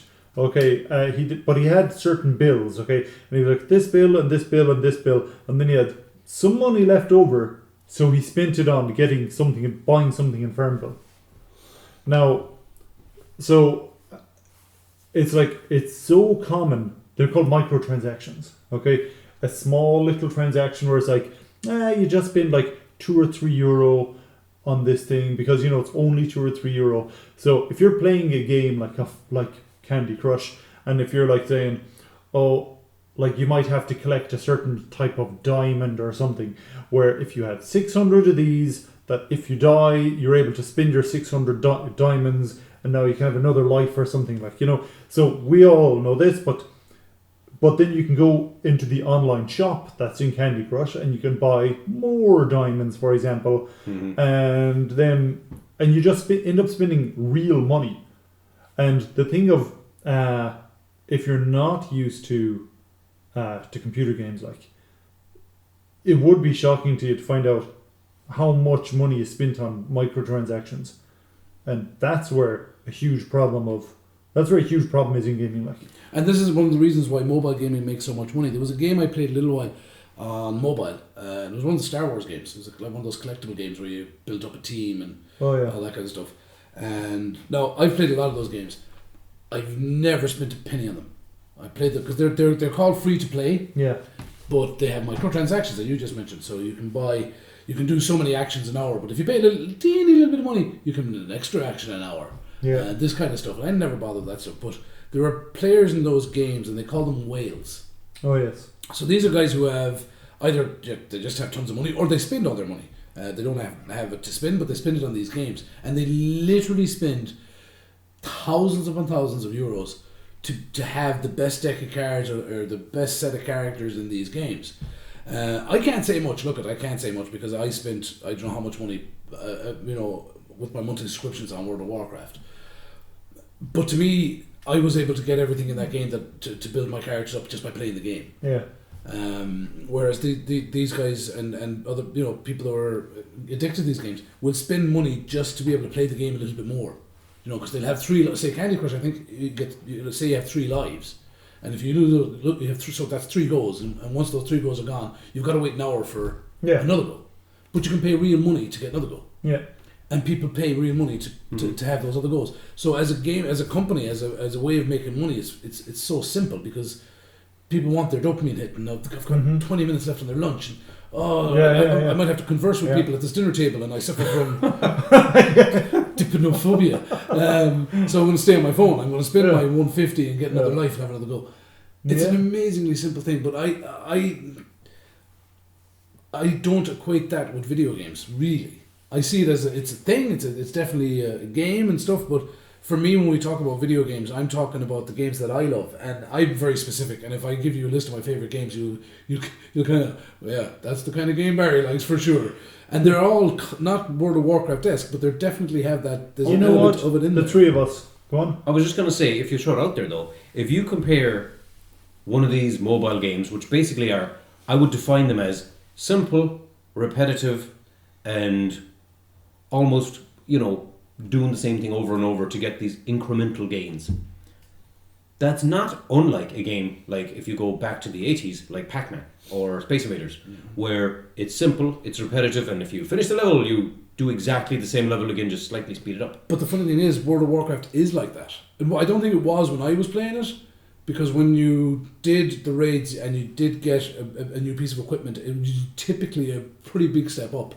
But I believe in the last number of expansions, and someone can correct me on this if I'm wrong, it's you literally will bust your arse to defeat a boss and you'll get an item, but it'll be just a tiny bit better than the one you have. But then you go and fight that boss again, and you go fight that boss again, and fight that boss again, and fight that boss, because you might have a guild of 15, 20 people who might want other items from that boss. So you're doing the same. You are doing the repetitive things. You mentioned them earlier. There are daily quests. You do the exact same thing over and over again. Yeah. We have to win your 5 battlegrounds, or you have to do this, that, and the other. It is, some of the MMORPG thing is incredibly repetitive. And that's not even specific to that genre, because Call of Duty has your daily challenges as well.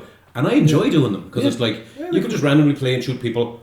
Or, I gotta try to kill somebody specifically in that way because that's the challenge for no reason. So I'll just do that then. But it gives you something one to of the do. Things, one of the things I was reading about that, and especially in games like Call of Duty, is that it makes it like you're going to play a game, and if you're going, I'm just going to go in and have a game of Call of Duty, and you're trying to play it, and you can't win a game because the players on your team are all trying to get this daily challenge. 15 stabs or with a knife or something, and they're just dying and your team is losing because every time you go in, they're all trying to do this stupid daily challenge. Yeah, that's 100% fact. Yeah. Barry, before you tell us what your list of favourite games are, Mark, do you have a list of favourite games, do you? I would, yeah. Or a few of them. Before you tell us, I think all three of us would love to know if you're on YouTube, you can easily like, subscribe, and comment and tell us what your favourite game is. Because that'd be really interesting to find out. I would love to see that. Yeah, I would love to. That's one YouTube comments I would bother reading for once. We always read the YouTube comments. But, definitely take the time. It would only take 2 seconds if you're on YouTube. Tell us what your favourite game is. And why. That's it. And why. Barry, what are your favourite games? I don't have these in order because I couldn't put them in order. It's like name your favourite child. Yeah. So I was going to say it's a joke, but no, that's not a joke. I thought you were going to name one of your kids. No. Clover. My dog. So actually, most of these are in order of most played on Steam, because that's how I was looking up just to jog my memory and stuff, because some of them are from a while back. So the Fallout series. Now, I haven't played as much of Fallout 1 and 2 as I would like, but Fallout 3 and Fallout 4, definitely they're up there. Can I say something about Fallout? Yes, you can. And this is, Mark, you'll know this as well, because both of you have played, you've finished Fallout games, haven't you? Oh, yeah. Now, you've finished Fallout games? Okay, there's 2 things I have to say on this, okay? How much was Fallout 4? Roundabout. 50 quid? 50 quid, I think. How many hours entertainment did you get from it? 1,699 in the case of Fallout 4 alone. Jesus. Okay, you said 0.1 cent an hour. You said that before, but only now was it kicked in But my point is, that's amazing. What around about that? Have you played 100 hours? Oh no, I've finished 1, 2, 3 New Vegas, but I just never got into 4. So when you look at it as a form of entertainment, 100%. The value that you get from the game. The value per euro. Yeah, the value per euro. And I used to say the same thing. Mind-boggling. And it's not just justifying it. Yeah, but I used to say the same thing about World of Warcraft. It's €12, whatever it was, a month subscription. It is nothing for the hours of entertainment and the amount of friendships and laughter and everything. It's nothing. It is nothing. Also, but for the Fallout games in particular, and Mark, you'll agree with this as well, obviously, the music. The music in some of the games. The music and the skill. Actually, that's a whole other thing. Yeah. The artistry that's in the games. We should get back to that maybe in a few seconds. And every Fallout fan will know Ron Perlman.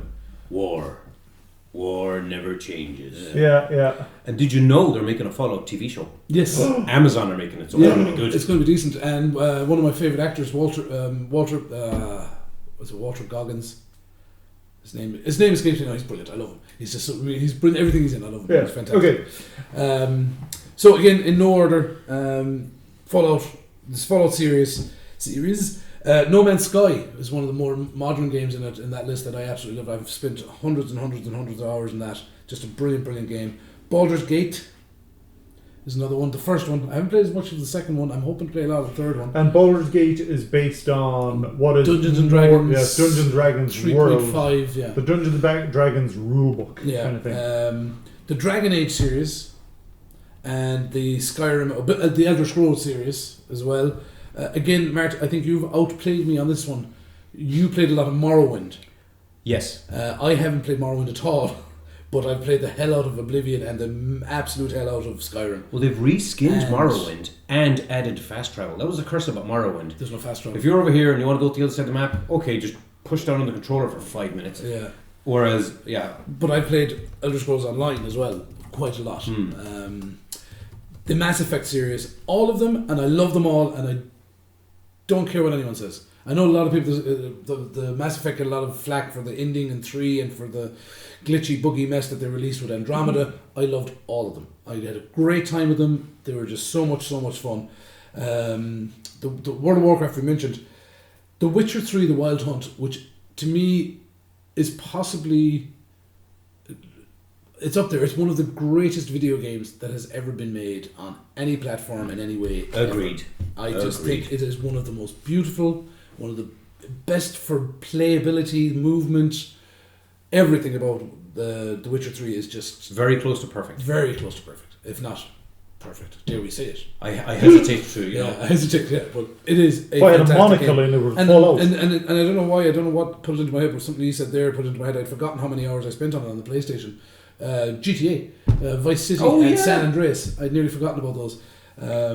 So they're kind of they're my top games. They're not in any So order. in other words, what sticks out about that list, Barry, is you don't have loads of sports games. None.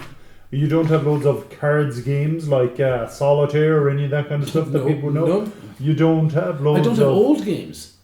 Like I don't have Diablo didn't make that list. Yeah. Even though it was one of the first games I spent an awful lot of time in, thanks to Mart.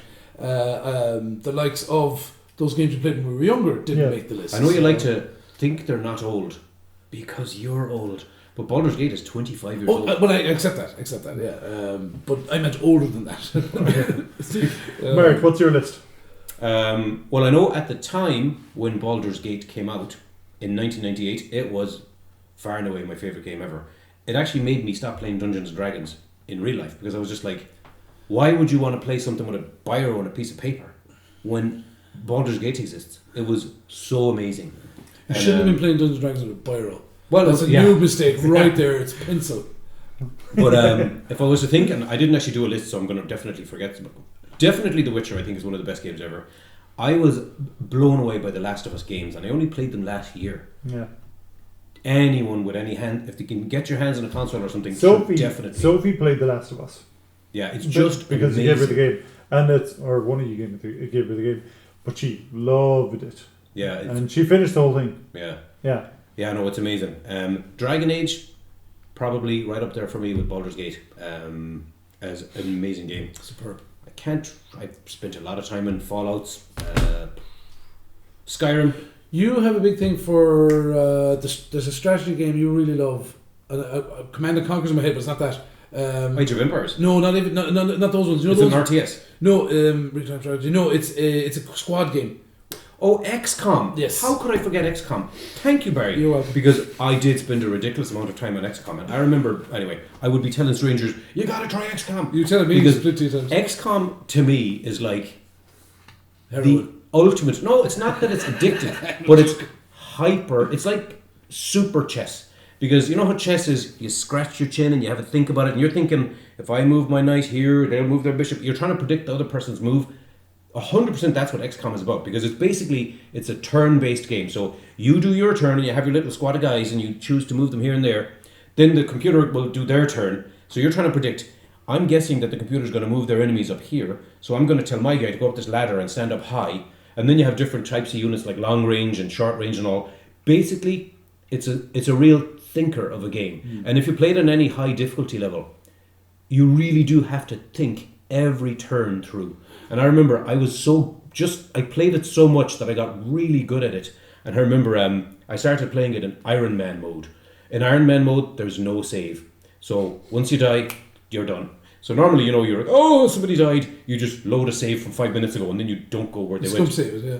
I was playing on Iron Man mode, and I remember actually it was one time, I don't know, I was out with the lads or something, and I came home with a few beers with me. I sat playing the thing, and then I just went to bed. I got up the next day, I was like, play some XCOM. I was like, oh, why are all my guys dead and the building's on fire? And oh no. So yeah, there was that. But that was an amazing game actually. Yeah. Okay, tell us. My favourite games would be in no particular order. Although I do like, I remember the time I was a bouncer and I used to come home and used to be like, come home and you'd be, I'm sure you'd be like as well when you came home from working in the bar and you'd be like full of beans and you couldn't sleep or anything. So I had the PlayStation at the end of my bed and I'd be like playing Gran Turismo. I loved Gran Turismo. Gran Turismo was a racing car game.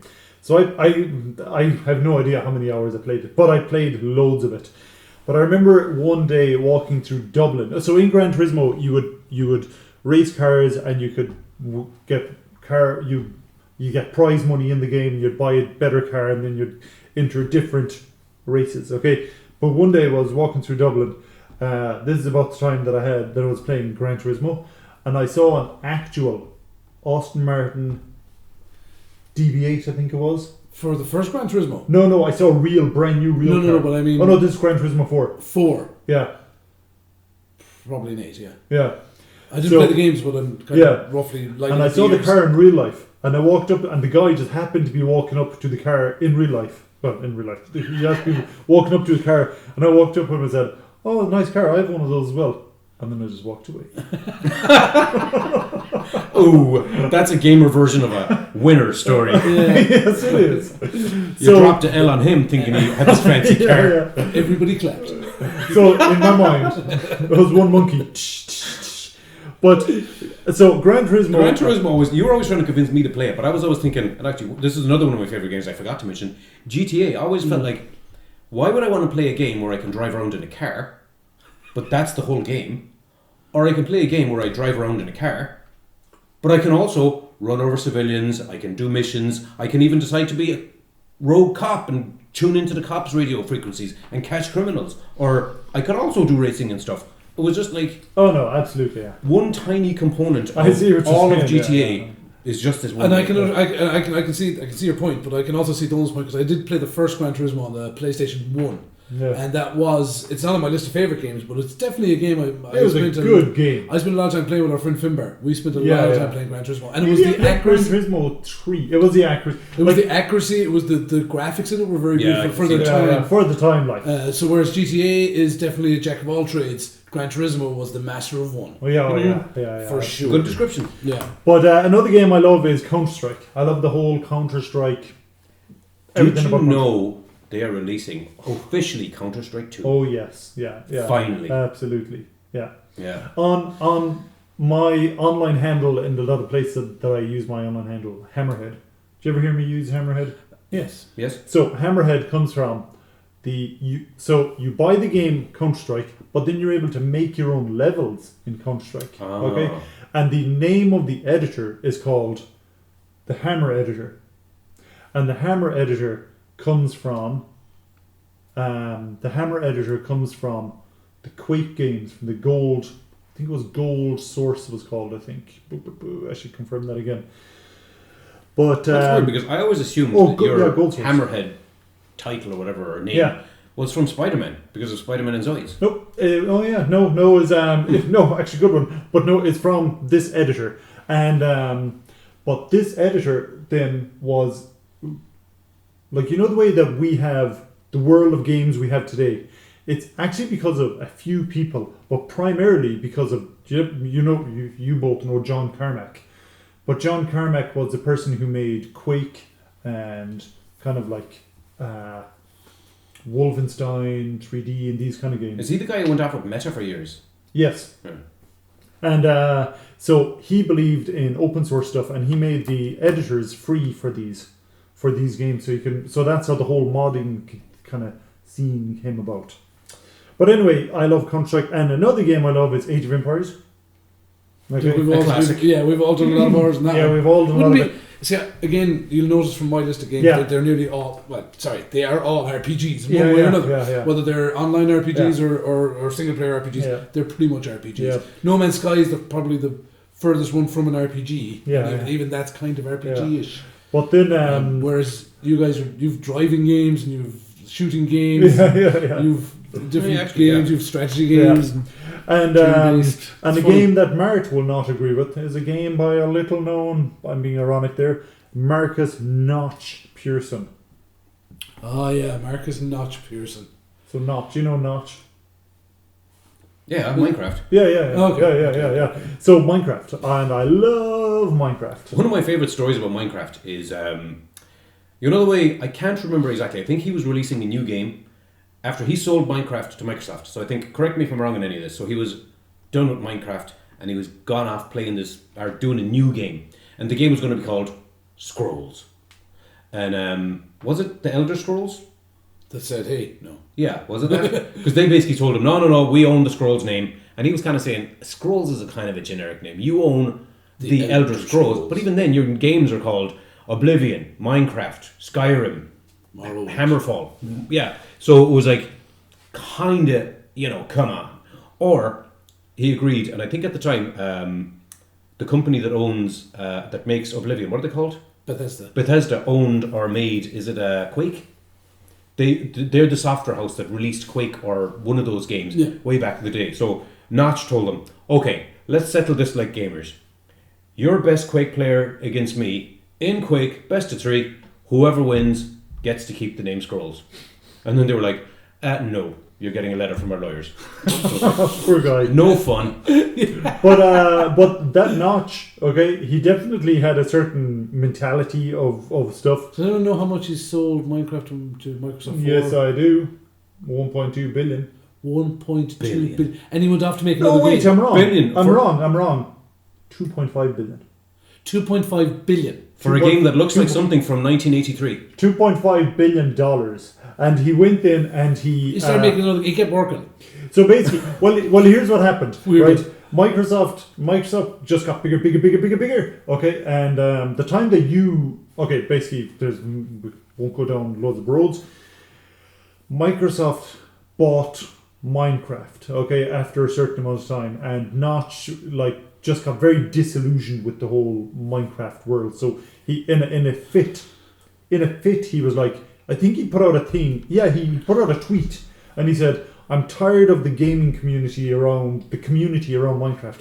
Does anyone want to buy it from me?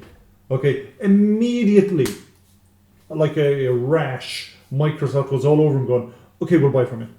And they settled on 2.1 billion. Okay. And then, so Notch sold it. He got his 2.1 billion. And then he famously bought this massive house up in the Hollywood Hills. And he used to throw these amazing parties. But he broke up with his fiancée. And he was always like sad and kind of unhappy all the time. And he used to throw these amazing parties. But he was like, not the life of the party. He was like crying, wiping his tears away with $1,000 bills. Yeah, pretty much, this is a little thing. I was going to throw this in there. Nothing to do with gaming, more to do with money, because I think a lot of the times we have difficulty differentiating between a million and a billion. We hear a billion and we hear a million, and they're almost interchangeable nowadays. So I found this thing ages ago, but I'm going to see if this is the right one. So if you inherit $1 a second, right? Mm-hmm. Every second you were given $1. In 12 days of that, you would have your first million. 12 days. 12 days. If you had $1 $1 a second. Okay, you would have your first million. It would take you 120 days to accumulate your first 10 million. Yep. After 31.7 years, you would be a billionaire. Holy moly, when you put it that way. So 12 days to make $1 million. 31.7 days to make it to $1 billion. So that kind of helps. 31.7 years to make it to $1 billion. That sort of helps put into context the difference between having £1 million and having 1 billion quid. Notch, unfortunately for him, got 2.5 billion, and it ruined his life. Some other quick statistics here. As of 2020, 2.7 billion people played video games daily. How many? 2.7 billion. And how many people on Earth first? I think we just broke 7. 7 billion? Yeah. There's more than 7 billion. No, 7? Yeah, to our computers. To the nerd machines. Yeah, I thought it was 9 billion now for some reason. Look, I have population of World of Warcraft. I'll just take out of Warcraft. Yeah. No, Oh, nearly 7.7.8. We only just hit 8. 7 like last summer, I think. Or I know, but you know what amazed me? It's a statistic I heard somewhere. I can't remember the exact numbers, but it was like more people have existed in the last 100 years than have existed ever before that. Yeah. In like the 50,000 years beforehand or whatever, all put together. Yeah. That is just amazing. Yeah. So the average game age of a gamer is what? 12. 29. I would have said 12. It's 34. Oh, right. Yeah. The average age of a gamer. According to the world, us, what's the worst game ever? Postal. That one that never really came out, Star or something. Oh, I'll get back to them in a second. No, the worst game ever was so bad that during 1983... E.T. Yes, that during Oh, of 1983 it course. caused a collapse in the gaming industry. E.T. And that's how Nintendo got their foothold into America. The video game industry was so flaming wrecked by this game that came out and was like, what? This is what you're giving us. Yes, it was E.T. Yeah. I actually remember watching an interview with the guy who made E.T. and he was kind of saying... It was on the Atari 2600, yeah. The game was on the Atari Yeah. 2600, yeah. And he was saying it was kind of unfair because he was given... I think he was had, given a week. Well, Probably. nearly. Actually, close enough, yeah. He had made Indiana Jones for the console first, and it took 8 months. So then they were like, that was a success, and the movie tie-in thing works. We're giving you E.T. He got to meet Steven Spielberg, and Steven Spielberg gave his input what he wanted. They gave him 5 weeks to make it. If it took 8 months to make a good game, you have suddenly 5 weeks, do the next one, and it better be better. And that's when the crunch started, and it has never let up. Yeah. Well, yeah, exactly. But the thing is, anyway, because I'm sure the urban legend of The landfills. the landfill that got full, and that was meant to be an urban legend, but I think it was in 2014 or so. I should actually just say what we're talking about in case people listening don't know the urban legend. A lot of people won't know this. But apparently, the video game industry at the time, in the early 80s, like 1980 through to 83, was just starting up proper. There was loads of consoles, like the Atari 2600, and there was a few other, like the Magnavox or something like that. And also, arcade machines were becoming a thing, so that they were being put in arcade centres around the place. So the gaming was starting to take off as a thing. But then in 1983, one game in particular came out, and apparently Activision really screwed up because I remember ages ago hearing an article about it, or listening to an article about it, and they ultimately had... It's not like today where you could decide, we've made a game, we'll sell it to as many people as want it, and if 100 million people want to buy it, there you go, digital copy, download it. Back then, it was a physical cartridge that cost money to make. So you had to guesstimate, how many copies of this do we think we're going to sell? And they physically produced a cartridge for every store that ordered a bunch of copies. But the problem is, they were just giving every store that wanted copies, they were physically making copies and sending it to them. But then they ended up producing so many copies that every console owner would have had to have bought a copy of E.T. in order for it to be good. And as you said, back in the day, you couldn't just look at a review and find out whether it was good or bad. You had to just go and buy the game and then find out it was rubbish. So they still sold over 1 million copies of it. But there was just so many produced, and there was a lot of other extraneous factors that kind of combined at the same time. But it ultimately tanked the whole games industry as a concept for years. And it nearly looked like gaming was over. But Activision had ended up, and they went bust after that. Well, they didn't. They ended up selling out years later, but they had so many copies of this game that they just physically had to get rid of them somewhere. So they went to a desert in Mexico and dug a big hole. It was New Mexico. And in New Mexico, yeah, sorry, that's it. And they just dumped all the games in there, drove over them with a bulldozer, then covered it up with concrete, and Salted the earth. yeah. But apparently that was a urban legend for so long until I think it was only less than 10 years ago. Some people I think there's a found where it documentary on was. Netflix about it. I'm sure there would be. Yeah, they dug it up and they actually found some of the cartridge that wasn't crushed by the bulldozer and plugged it in, and it still worked. Because these are ROMs, and there was no reason for them to just stop working. But here's another quick one. Name any female character in gaming. Lara Croft. Seamus. I can't remember. Oh, Seamus Aran. Seamus. Yeah, Seamus Aran. What? Metroid. The first First, the best. Oh, I was going to say That was back in the day when graphics were so pixelated you wouldn't know. I was and then it gonna was say- a shock reveal decades later. the first It was female one of character them. was in 1985 in Typhoon Gal. Now, again, you're Gal. just talking, You're talking about pixels. But yeah. I think Mark's Lara Croft, she would have been the first. woman. I hesitate to say big character. But yeah, she was the first major female protagonist in a computer, I think. What is all? There is.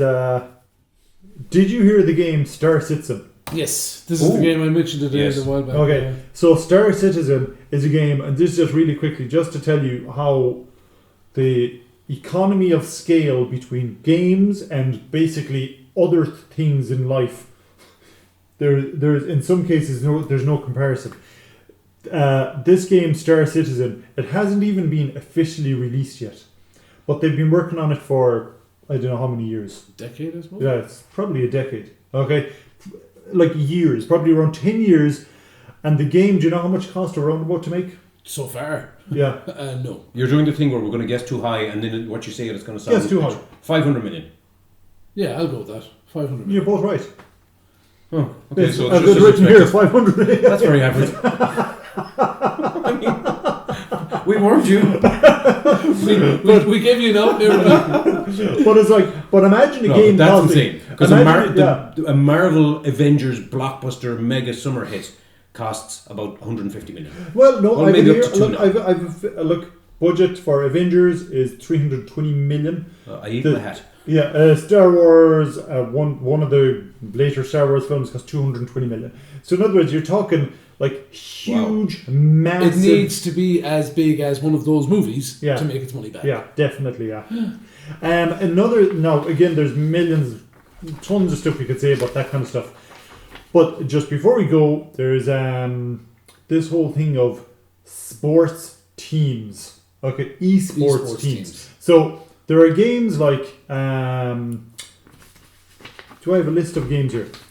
So there's I a think game. before we go into the weeds of what the game is and whatever, Yeah. we should just high level esports teams. Okay. What even is that? So esports, the Olympics this year are talking about not this year. The next Olympics are talking about introducing esports. Really? Okay, yeah.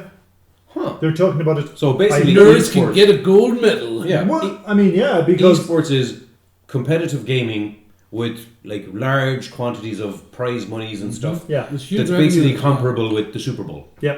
Basically. So basically, okay, so there's a game, Dota 2, Defense of the Ancients 2.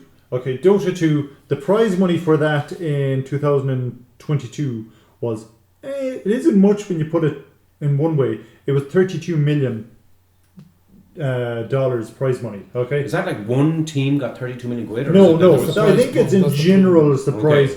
So That's um, how I'd say that's what they've given out in prize money from all the different competitions for that year. now, then there is. So I'm looking at a list here, and there's like probably 10 different games in it. But if you average at 13 million, and there's 10, that's like 130 million. If you to add all these together and divide them by 10, I'd say there's 130 million euros around about of prize money for games. So it's a huge. Surprised how far down that huge list League of industry. Legends is. Honestly, I'm just excited that the Olympics could have esports in them. Yeah. That I would watch that. And like the way, what's a famous basketball team? The Chicago Bulls. Mart, what's a famous football team? Manchester United. Yeah. Okay. Both playing red. Yep. That's why But- I chose them. Look at this. I have a graph here, and the graph shows. Okay. The graph shows, and this will be on the internet. Okay. And this will be on the in the notes of the program. The different teams. Okay. So famous teams are FaZe Clan. There's Navi. There's NIP. You don't have to read out names because it's But not basically, no. But there's no meaning in them today. But there are people. Oh, sorry. What you're saying is these names will be household names. in a These while. names will be household names, but when you look at this is the most watched esports teams of 2022. So the top one, okay, has had 112 million hours watched in 2022. Oh, okay. Wow. That's ridiculous. That's a lot of hours. That's I a lot of presume you can hours. only watch those online, because if that was on telly, I would probably watch it. No, well, no, there are things on channels, but it's like It's hard to find. they're hard to find. Whereas, Yeah. yeah, exactly. But they're online, like. So I mean, they're like.